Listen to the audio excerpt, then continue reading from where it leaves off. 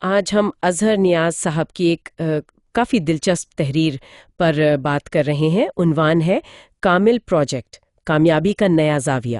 جی اور اس میں نا ایک بڑا یوں کہیں کہ چونکا دینے والا خیال ہے کہ اسکول میں جو اے گریڈ والی سوچ ہوتی ہے نا، ہاں، جو ہم سب سمجھتے ہیں کہ بس یہی کامیابی ہے۔ بالکل، تو وہ کہتے ہیں کہ یہ سوچ کاروباری دنیا میں الٹا نقصان دے سکتی ہے۔ یہ واقعی ایک اہم نقطہ اٹھایا ہے انہوں نے۔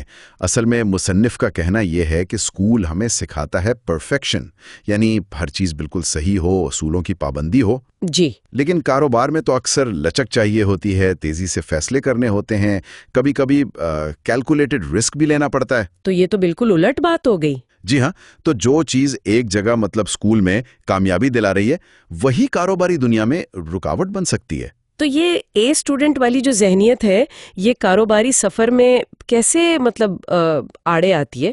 مصنف نے کچھ وجوہات بتائی ہیں اس کی۔ جی بتائی ہیں۔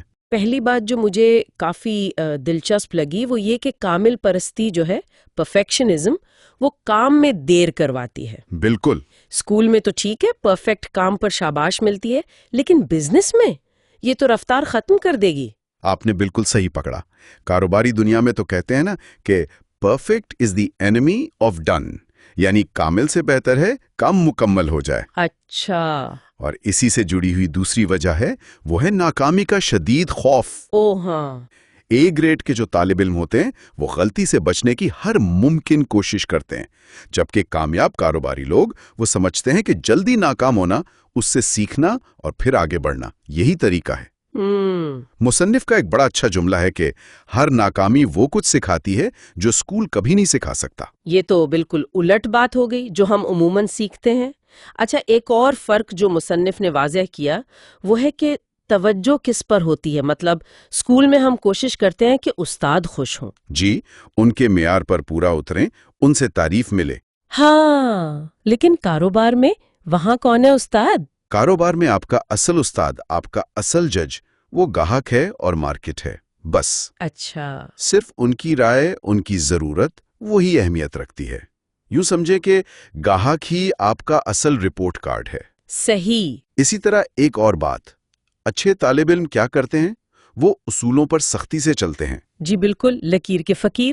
ہاں، جبکہ بڑے کاروباری جو ہیں وہ اکثر یا تو اصول توڑتے ہیں، مطلب کہ نئے راستے نکالتے ہیں، یا مارکیٹ کے لیے نئے اصول ہی بنا دیتے ہیں۔ واہ، مصنف نے لکھا ہے تبدیلی اطاعت سے نہیں آتی۔ زبردست۔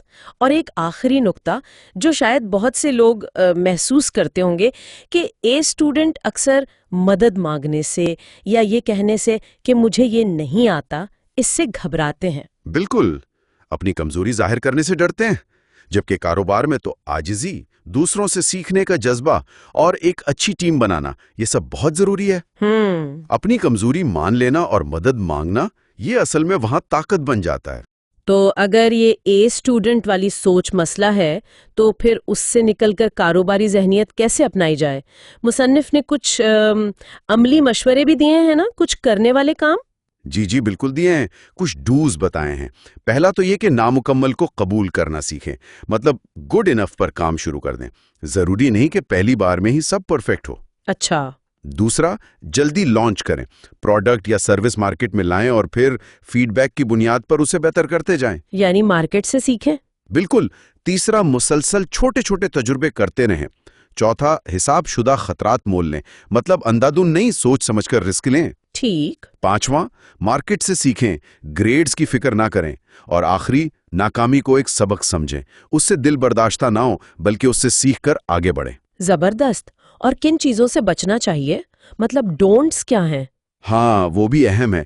ان میں پہلا ہے کہ ایک کامل منصوبے کے انتظار میں ہی نہ بیٹھے رہیں کہ جب سب کچھ پرفیکٹ ہوگا تب شروع کریں گے۔ ہاں، وہ وقت کبھی نہیں آتا۔ دوسرا، دوسروں کے منظوری یا تعریف کے پیچھے نہ بھاگیں، آپ کا کام خود بولے گا۔ تیسرا، غلطیوں سے اتنا نہ ڈریں کہ آپ قدم ہی نہ اٹھا سکیں۔ چوتھا، تیاری میں بہت زیادہ وقت اور اصل کام یعنی لانچ میں بہت کم وقت نہ لگائیں، بیلنس رکھیں۔ یہ بہت عام غلطی ہے۔ جی۔ پانچواں، اپنا موازنہ دوسروں سے نہ کریں، ہر کسی کا سفر، ہر کسی کی کہانی الگ ہے۔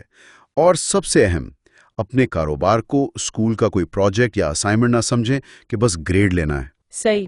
تو خلاصہ نچوڑ یہ نکلا کہ صرف گریڈز یا ظاہری کامیابی کے پیچھے بھاگنے کے بجائے اصل فوکس ہونا چاہیے اپنی گروتھ پر، حقیقی مسائل حل کرنے پر اور دوسروں کی خدمت کرنے پر۔ بالکل، یہ تحریر اصل میں ہمیں سوچنے پر مجبور کرتی ہے کہ ہم کامیابی کو دیکھتے کیسے ہیں۔ کیا یہ صرف باہر کے نمبرز ہیں، گریڈز، منافع؟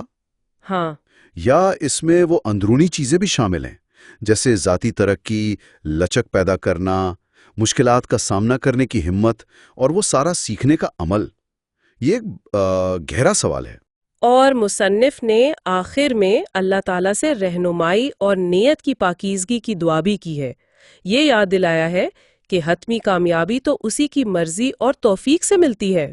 جی، اور شاید سامعین کے لیے ایک سوچ ہم یہ چھوڑ سکتے ہیں کہ اگر کامل ہونا مقصد نہیں ہے تو پھر زندگی یا کاروبار کافی اچھا یعنی گڈ انف کا معیار کیا ہے؟ یہ ایک مشکل سوال ہے۔ ہاں، اور ہم وہ کمال پرستی کی خواہش اور عملی دنیا کے تقاضوں کے بیچ میں وہ صحیح توازن کیسے ڈھونڈیں جو ہمیں آگے بڑھنے میں مدد دے، روکے نہیں؟